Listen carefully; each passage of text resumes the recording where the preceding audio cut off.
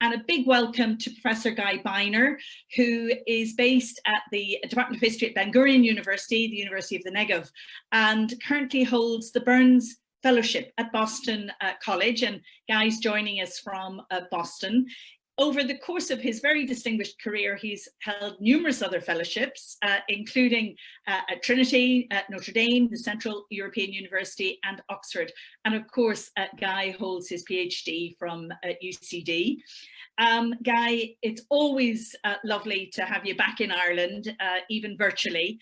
Your most recent book, which is entitled Forgetful Remembrance, Social Forgetting and Vernacular Historiography of a Rebellion in Ulster, which was published in 2018, is an absolutely cracking read, and obviously relates very much to what you're going to be talking about this evening. So Guy, over to you. It really is a great honor to be here, and I'd like to thank Peter, first of all, and Jane and the whole staff at the Long Room for inviting me, because it really is absolutely great. And I should say, before I say anything else, that I'm in true awe of this project. I've been following the development of Beyond 2022, and it's a remarkable project at every level. As an outsider to Ireland, I'm looking at it from an international perspective, and it's cutting edge in every way in this collaboration between archival retrieval and conservation work and historical research and digital humanities and public history and commemoration and so many other things. For me, what's exciting is also this kind of new appreciation of antiquarianism, of finding documents that were lost that had been retrieved already way in the past. So it really is cutting edge on a global level. I'm not an expert on 1922 in any way, and all I can offer at best now is a very light gloss.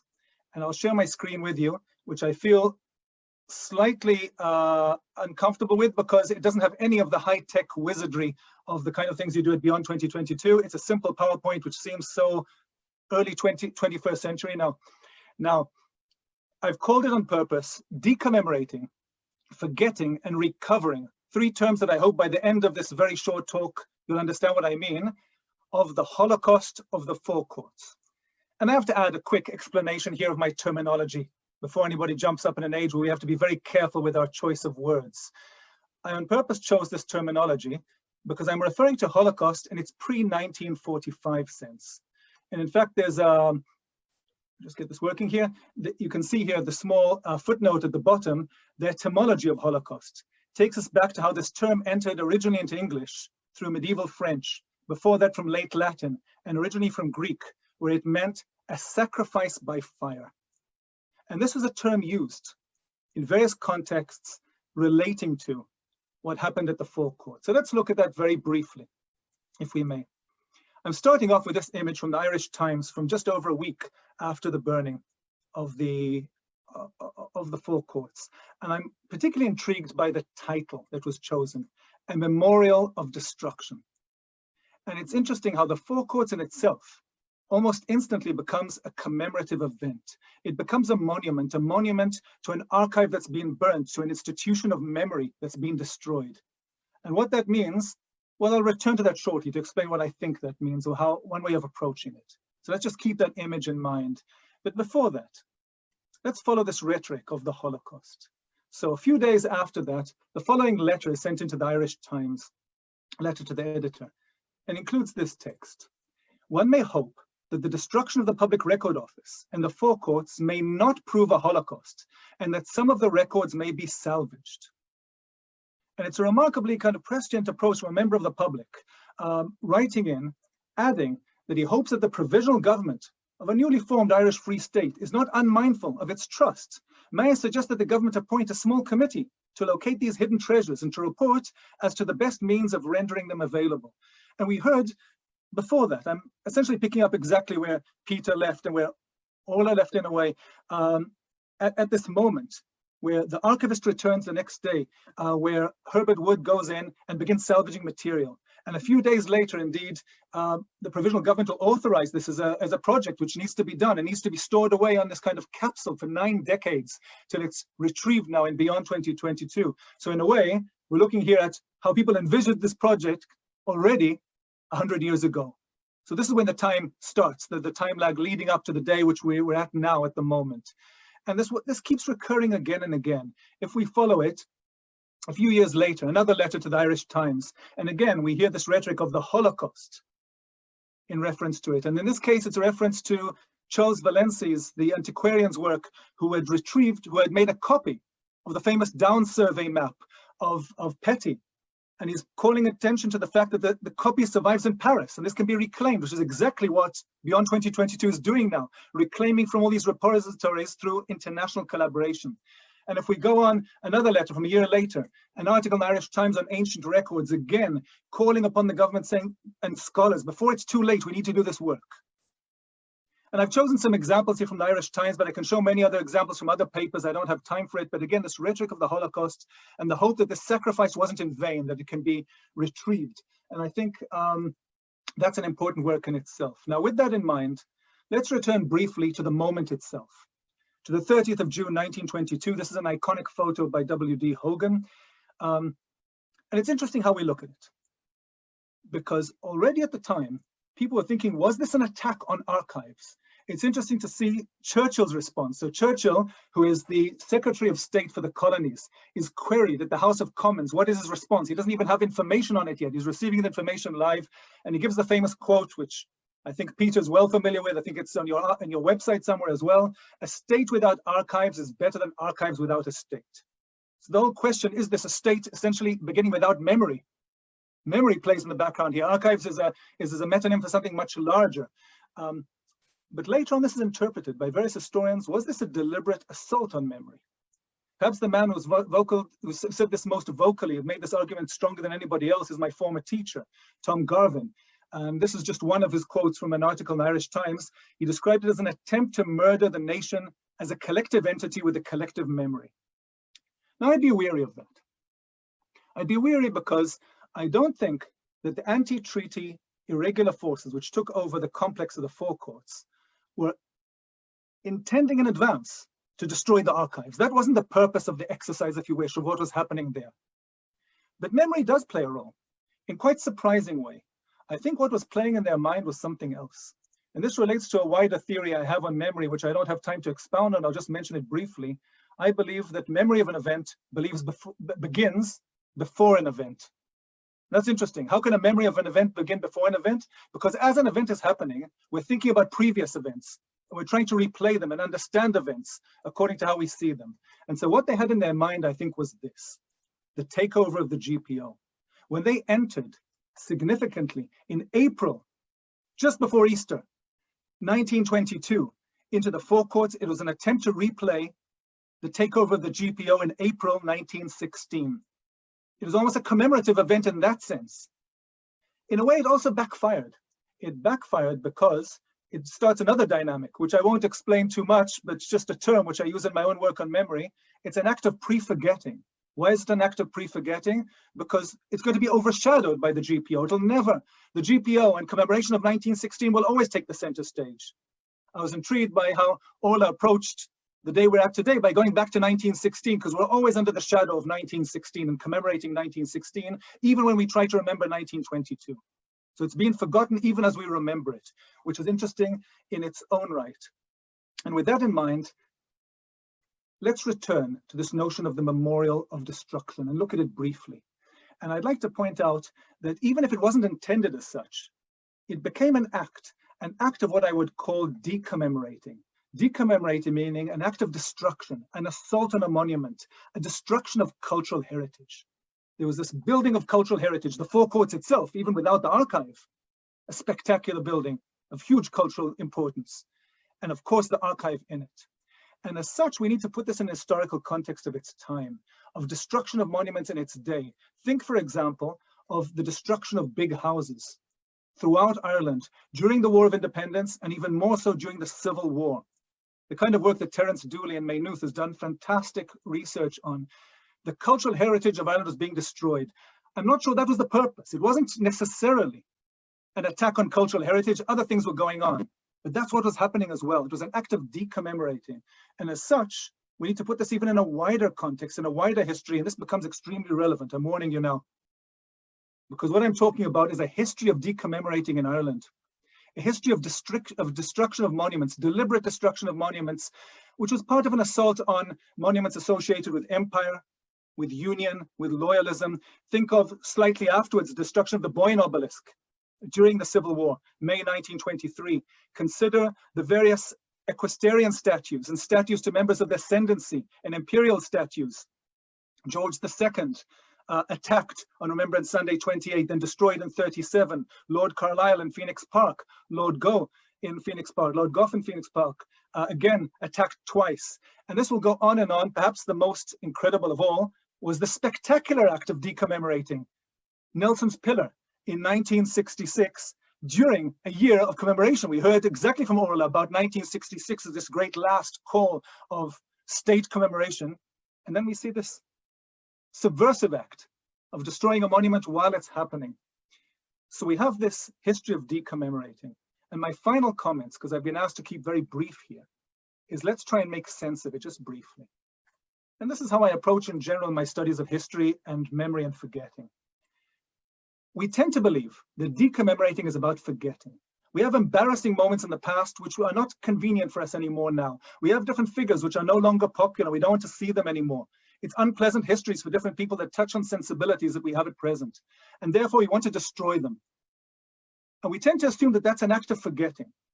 But I'm not sure if it is an act of forgetting, because essentially it's an act of attempting to suppress a memory. And that instigates something else. That leaves a presence of absence. It leaves something glaring, something missing, something that needs to be filled afterwards through various acts like commemoration, which is what Orla was talking about, I believe.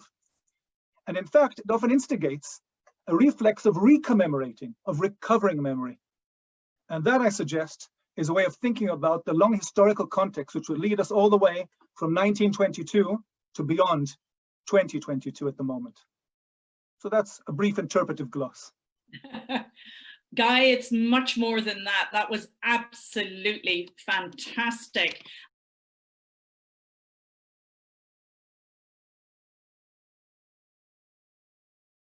Guy, over to you. 1922 was an extraordinary year.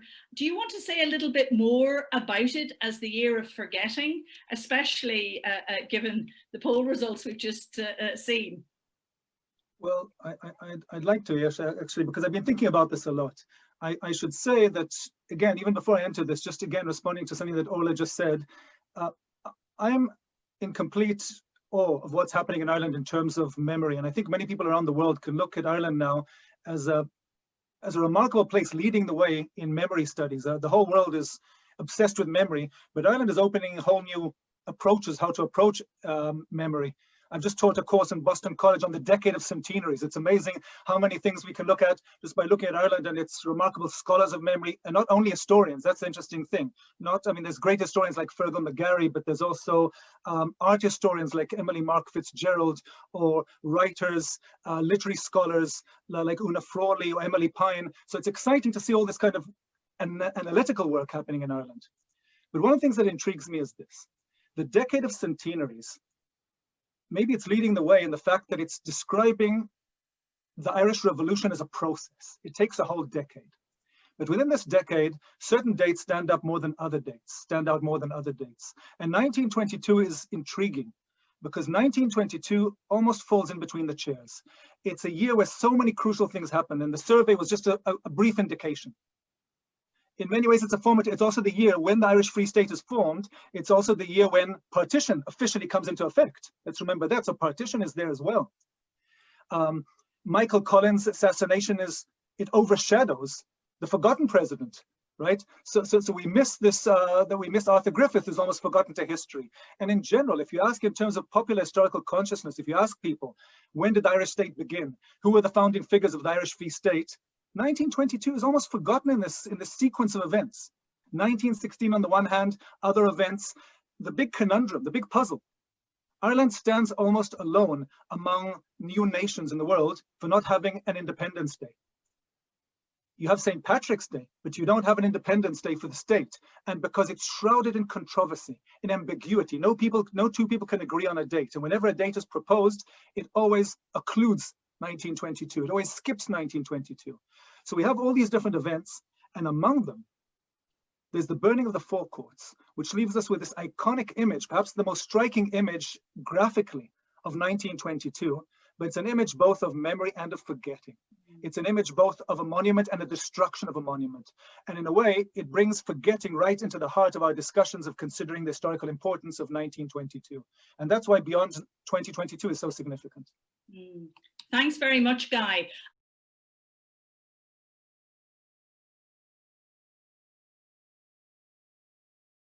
I'd like to shift the conversation a little bit to the whole thing of decommemoration. And Guy, there's a number of questions for you. Marie Brady in Dublin, Therese McIntyre in Galway. But basically, could Guy Beiner comment on the current events in the US, where there seems to be a very heavy dose of decommemorating going on. But also there was a lot of interest in the decommemoration that went on in an Irish context, Guy. So do you want to just say a little bit more about decommemoration? I'm going to tread very lightly here because we're dealing with explosive events, literally. And it's ironic because many topics that I work on have all become relevant in the last few months, different topics. But I was just asked 3 months ago to write an essay on destruction of statues in Ireland in international context. And then Black Lives Matter suddenly happened and we're in the situation of today. And I'm still taking it in, like all of us. We're looking around and it's still a fluid and dynamic situation. So what's happening in the States or in the UK for that matter, and in other places, it's a global, everything is global nowadays. It's interesting though, as a first observation, that there hasn't been a similar spate, at least I'm not aware of it yet, in Ireland. So Ireland, which has a long history of destroying statues at the moment, isn't part of the current trend. Ireland is also spared part of the populism of the moment. Ireland is becoming quite an interesting place politically. But if we look at what's happening in the States, again, treading very lightly as an historian who prefers to deal with the past and with the present and to have some perspective, the interesting point is this. Statues have a biography. Statues, even though they seem that they're made in stone, attitudes towards them have changed throughout time. What's interesting is the attitudes towards them. There's no guarantee that they should stay as they are in their place. They can become offensive, they can be problematic. There's nothing preventing us from moving them, for setting up new statues which are more adapt to our times. That's completely normal. The more interesting case, of course, is this cleaning up and removing of history, of destruction of parts which are part of history. So the question is, how do we keep things which are unpleasant, which are uncomfortable? How do we retrain them and how do we retain them and still maintain a critical edge so we can look at them maybe in a removed context, maybe remove them. I mean, we've gone through this before, the destruction of monuments that followed the fall of the Iron Curtain and the fall of communism. My generation saw that very, very clearly. All the Lenin statues, this Lenin pod, it's still going on in Eastern Europe in various contexts. So what do you do with it? Do you do, for example, what they did in Hungary, in Budapest, and a couple of other places? Do you make a park outside? You can go and observe these statues. In Hungary, that became kind of a communist Disneyland. It became a piece of kitsch. It didn't quite work in that sense. Can you still go there and see the statues with a caveat, which explains this is insensitive, this is problematic, this is a bit of our history, exactly this insensitivity, and coming to terms with it. It's part of our art history. So that's a debate we need to really have at the moment. It's a critical one. It's about conserving while recontextualizing. And also replacing part of our imagery, which is part of growing up. I think Orla showed us very clearly in our presentation, the way we commemorated 50 years ago is different from the way we commemorate today. We're creating new monuments which aren't even set in stone today. And that's what's so exciting. Yeah, thank you very much, Guy.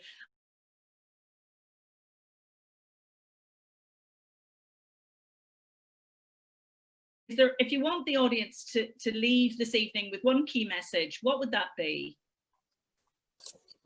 Well, I haven't thought of one key message, but I'll just point two matters of context of what I've just heard now in the debate, if I meant for the questions. The first one is that we should never lose contact, as Jane said before, with materiality of the actual object. We've been through this before. When the Library of Congress in America decided it doesn't need a newspaper archive because everything is moved to microfilm, they went and pulped the whole newspaper archive and we lost the originals. And then technology changes and there's no substitute for the original. So you've got to remember this kind of balance between conservation and digitalization, which will always change all the time. And the other point is how poignant this project is, how far seen it is, because if something happened now with the coronavirus, which nobody expected, is we've learned the importance of also being able to access things from afar. We need this virtual access. We're in lockdown at home, and we need to be able to access an archive, not just historians, the public. It has to be democratized exactly the way Peter talked about it. And I think this notion of democratization of memory and of history is the point we need to take out of this.